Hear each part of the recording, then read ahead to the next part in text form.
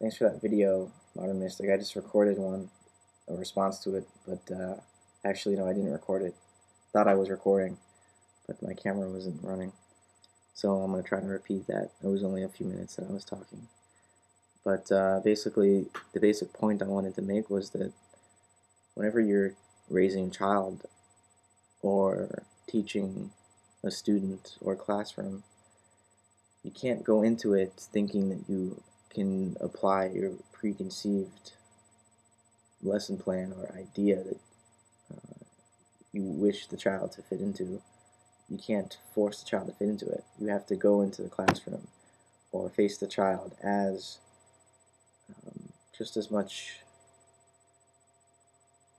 a force in the evolution of knowledge as you, the teacher, are or the parent are. The child raises themselves as much as the parent raises the child, and the parent learns as much from the child as the child learns from the parent. And the same goes for the teacher-student relationship. If this teacher isn't willing to learn from the student, then what is the teacher really teaching the student? Not how to think. There's a difference between knowledge of facts and knowledge of understanding, of comprehension, and being able to actually make use of what you've learned outside of the testing situation. And this goes for classrooms and for parenting.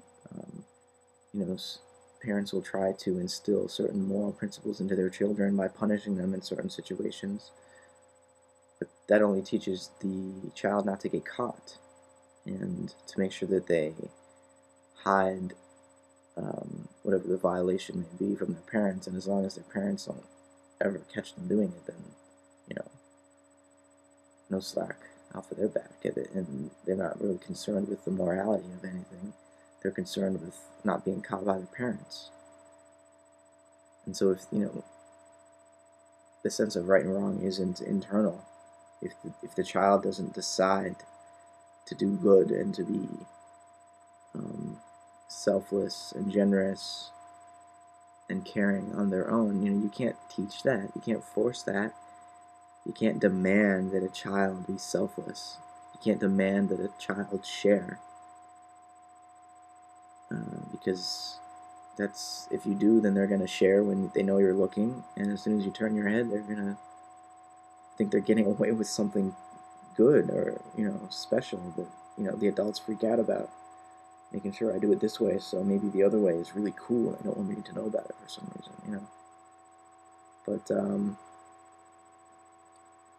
just generally speaking, whenever you're bringing something new into the world, especially a human being, any kind of life form, it's got that natural creative energy that just needs to be put in the sunlight with enough nutrition and some attention, and it's going to grow into a beautiful flower. You just have to let it do its thing.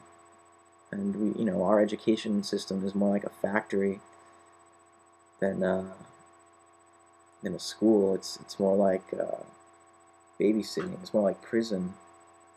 It's more like an excuse to keep the children off the workforce a little bit longer. I mean, we learn the same things in middle school as we learn in high school. We don't learn anything new. It's the same crap.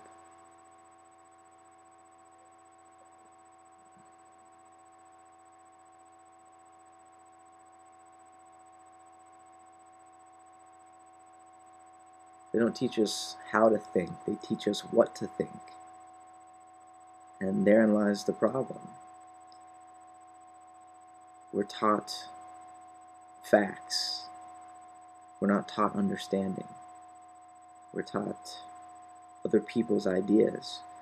We're not taught how to make our own ideas, how to use our own ideas, how to contextualize our own ideas. We never were taught that. We have to learn that on our own. We have to steal that on our own. We're never given that. Anybody that has a brain nowadays either was lucky enough to go to some private school or they stole it themselves.